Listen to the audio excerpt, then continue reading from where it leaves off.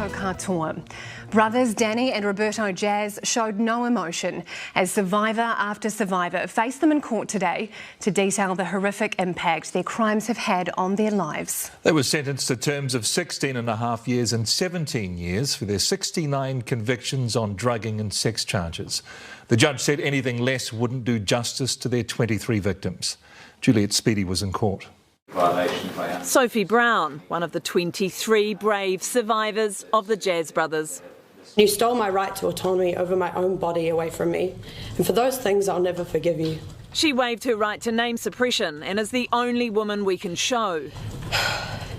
When it comes to romance and relationships with men, I become a timid pushover who fears that if I don't please them, I'm not doing my job as a woman, offering up what is rightfully owed to them.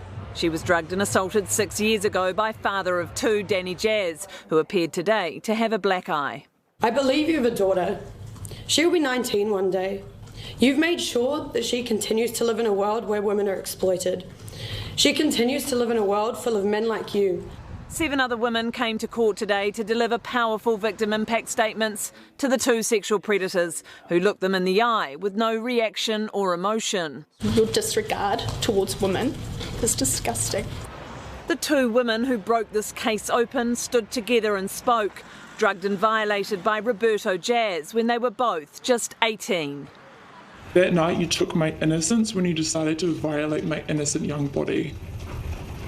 Not only did I have to process that, but to watch you violate my friend's body. All the women talked of short-term physical pain and long-term emotional trauma.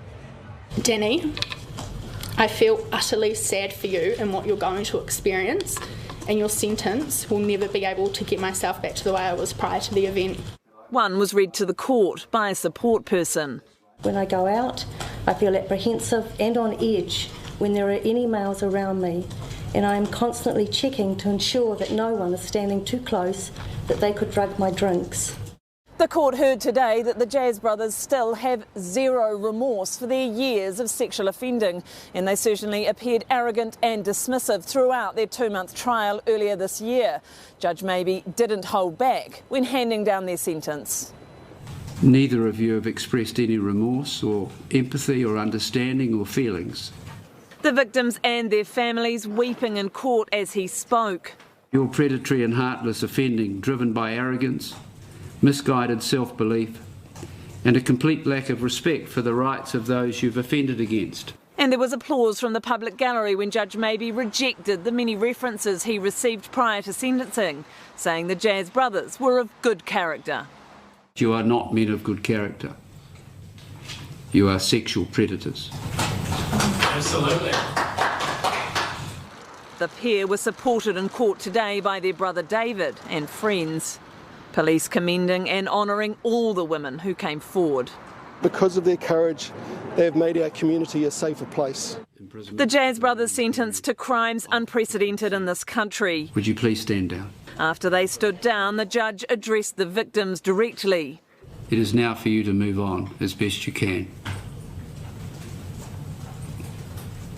And I think you will. And forever united in the fight for justice, they finally got today. Juliet has covered this case from the outset. Kia ora, Juliet. These crimes have affected the whole Christchurch community.